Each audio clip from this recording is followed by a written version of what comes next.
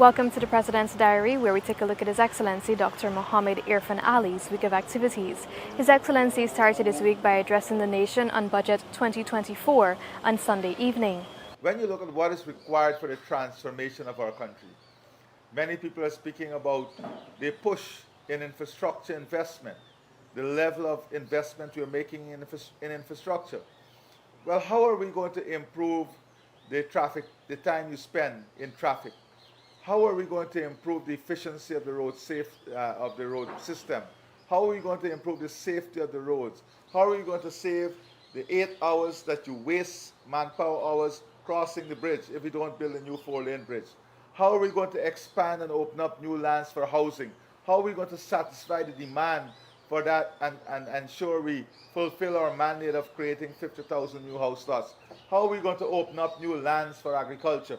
How are we going to open up new lands for industries? How are we going to put the private sector capital to work if we don't create the enabling environment by investing in the infrastructure? But one of the important transformations that is needed that Budget 2024 cannot give is the transformation of the minds and the transformation of the way we think.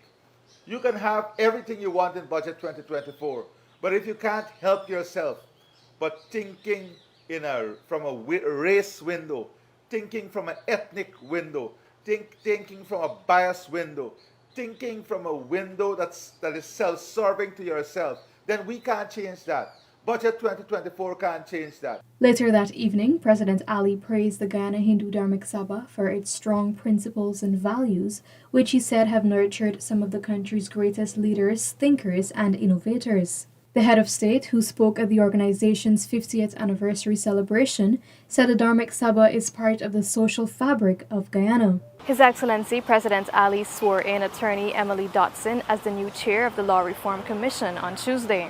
Dotson previously served as a member of the commission under the chairmanship of retired Justice Bisrat Singh Roy, who resigned before the end of his tenure.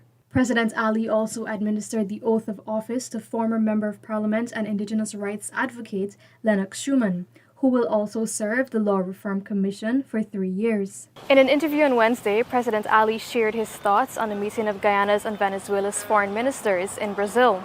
This meeting precedes President Maduro's visit to Guyana.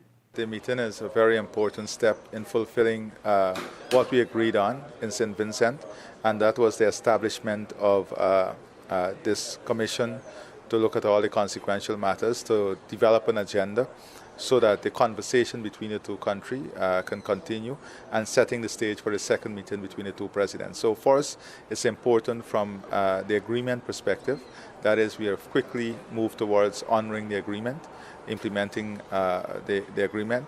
Secondly, it continues the conversation that is very critical, the conversation between Guyana and Venezuela.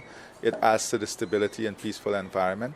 And importantly, it gives us now the opportunity to outline an agenda with items that both sides will want to speak on, issues of trade, climate, energy security, initiative to expand our trade, to improve our neighborly relationship. These are all things that are crucial in a stable and peaceful environment. On Thursday, the head of state was presented with art crafts from Lindoner Renwick Geary.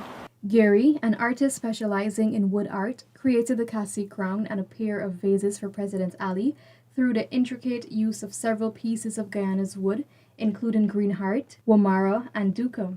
On Thursday evening, President Irfan Ali arrived in Accra, Ghana, on an official visit to the West African country.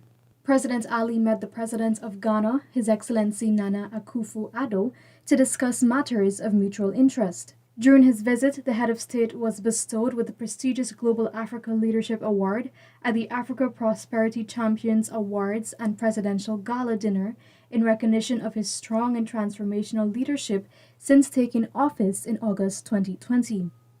For the first time, I'm at an international stage, and they have not introduced me from Ghana.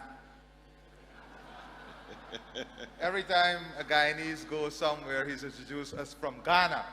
And I'm in Ghana now, and I'm introduced as I'm from Guyana. So we are making progress. I come from a very small country of 6 different people, 6 different ethnic groups. a country that was divided by external forces, forces that sought their own selfish interests and used what is the greatest asset of humanity, that is our differences, our ethnicity, as a tool of division. But today, I am proud to lead a country where the people elected a minority. I am from the minority religion of Islam, and the people of that country elected me as their president. That is how we have grown. Speaking during a panel discussion on Saturday at the Africa Prosperity Dialogues 2024, President Irfan Ali reiterated his call for reparations. And I think it's very important that we make this interjection, because if we don't make this interjection, we'll be doing a serious injustice to all those who have fought so strongly for us to be in the position we are in today in relation to reparation. And that is the question that was posed, whether we recognize the need for reparation. I think we have long past that question. That recognition has already been made, that reparation must be paid. And so there is no longer any debate about whether there is a recognition. We have gone past that. The very fact that we have took hundreds of years to move to the stage of an apology also signifies that the recognition has been made by those who are guilty. And the guilty party has moved towards an apology. So we should never again take this debate back to whether there is recognition. What is needed now is the mechanism, the structure. How are we going to move from apology to a mechanism that leads to reparation? And that definitely cannot take another 100 years. Presenting his address at the Africa Prosperity Dialogues 2024, President Ali elucidated the significant impact that participating in an event of this nature can have on addressing global issues.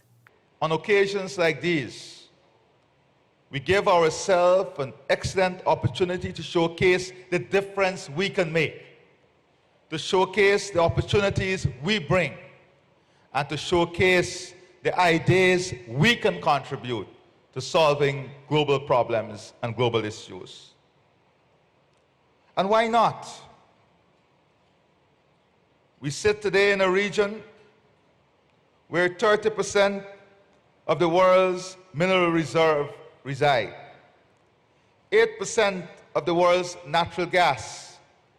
For a matter of fact, 55 countries in Africa has proven natural gas reserves, 40% of the world's gold, and 90% of the world's chromium and platinum, the largest reserve of diamond, platinum, uranium, 65% of the world's arable land, and 10% of the planet's internal renewable fresh water source. That is what the region possesses. How are we going to deploy this to solve the global issues surrounding climate security, energy security, food security, and human transformation? We have been blessed in this region with the natural assets to provide the solution. We have been blessed with the brain power to provide the ideas and the policies that can lead to the solution. What is required is a commitment to action, a commitment to meeting targets, and a commitment to staying on track with the targets we set. This was the President's diary providing insights into the weekly activities of His Excellency Dr. Mohammed Irfan Ali. Thank you for watching, and do join us again next time.